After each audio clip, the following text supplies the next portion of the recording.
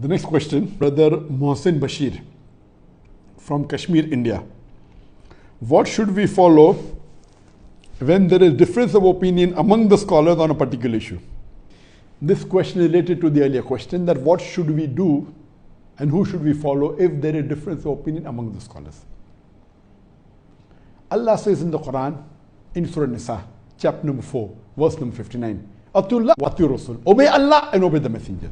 And those who have been endowed with knowledge, those who have been giving the commands. That means talking about the scholars. Obey Allah and obey the messengers and obey those who are knowledgeable, those who are the scholars. Ulil Amr. But the verse doesn't end there. The verse continues. But if they differ, go back to Allah and His Rasul. That means you have to follow Quran and follow Sahih Hadith and the scholars. But if the scholars differ, go back to Allah and His Rasul. All the scholars say you should pray 5 times. There is no need of going anywhere. Pray 5 times. All the scholars say they should fast during the month of Ramadan. No problem. All the scholars say you should give 2.5% zakat in most of the cases. Okay, follow that. When there is difference of opinion, and if scholars differ, the Quran says, go back to Allah and His Rasul. Now, when the scholars differ, what should a person do? For this, I would like to give an example.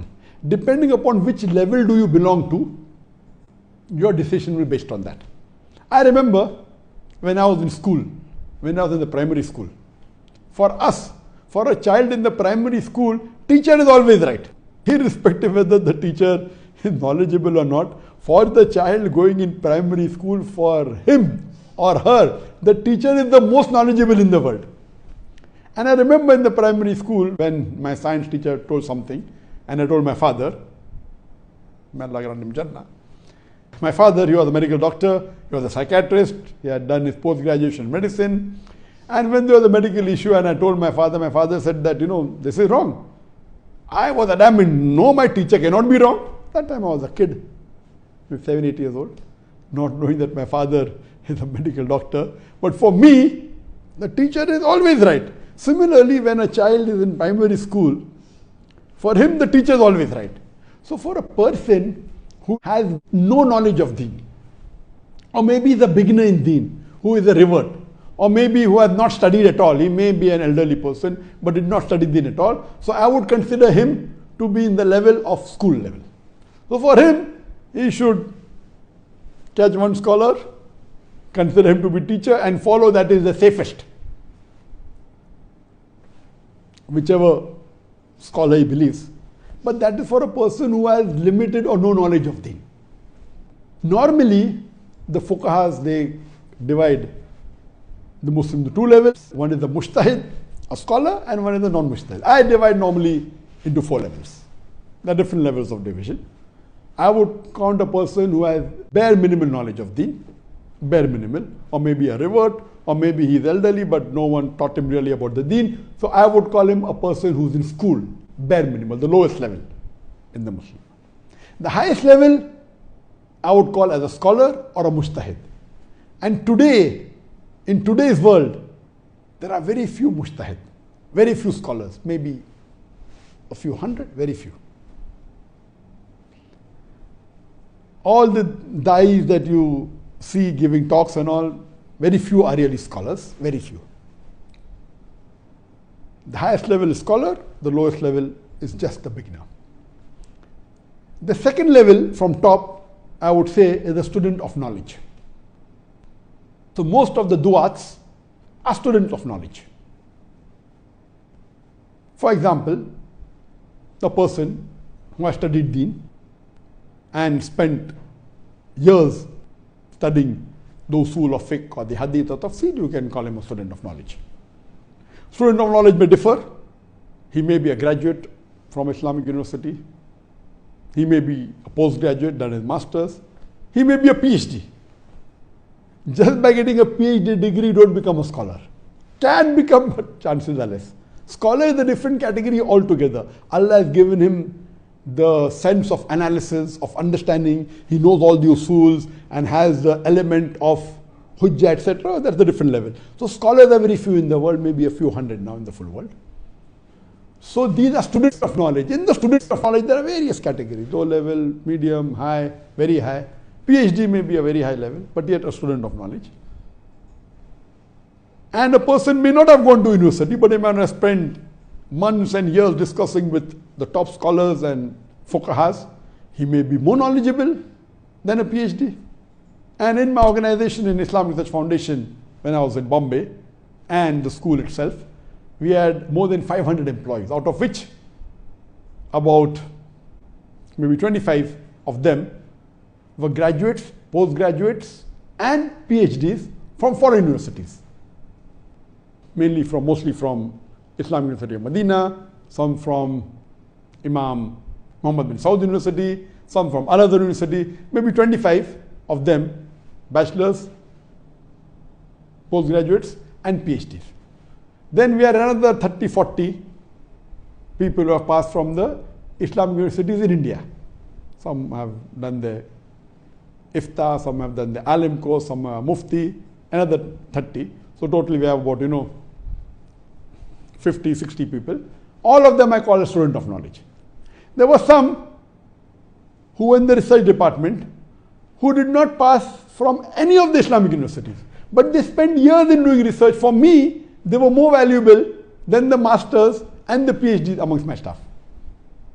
They were very knowledgeable, they could argue, they could quote the hadith, they didn't go to any Islamic university. But the level of understanding of deen was much higher. So the salary was higher even than the PhDs who have done their doctorate from the Islamic University of Al-Azhar, etc. Even from Medina. And none of my staff I would call, not even I'm not a scholar at all, I'm just a student of knowledge. So student of knowledge differs at different levels. That is the second category. The third category, above the basic beginner, is those who have knowledge of the deen, but may not have studied to a great extent. But because today it's easy to acquire knowledge either by internet or by social media, they have interacted, but not to the level of a student of knowledge. So I would call them in 4 levels. One is a scholar, a mujtahid, very few in the world, few hundred. Then you have the student of knowledge. The student of knowledge have various categories, lower level, medium level, high level. Then you have the people who have knowledge of the deen, but may not be called student of knowledge, but they know quite fair. And one is a lower level, just the beginner. If you are a beginner, you are like in the school, catch one scholar, follow him, that's the best. You don't have that. If you are a student of knowledge, and if the scholars differ, they have to analyze, go back to Allah and Rasul, go back to the evidence given by these scholars.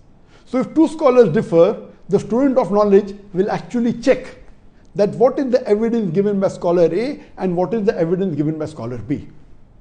He himself may not be a scholar, but he has the basic knowledge of at least analyzing the evidence. And no dai, unless he is a scholar, should give a fatwa. I never give a fatwa of my own. What a dai can do, he can read the fatwas of the scholars, and then he can agree with one scholar more than the other scholar, saying, I agree with this scholar more because the evidence he's giving is much more reliable than the other. I feel this evidence.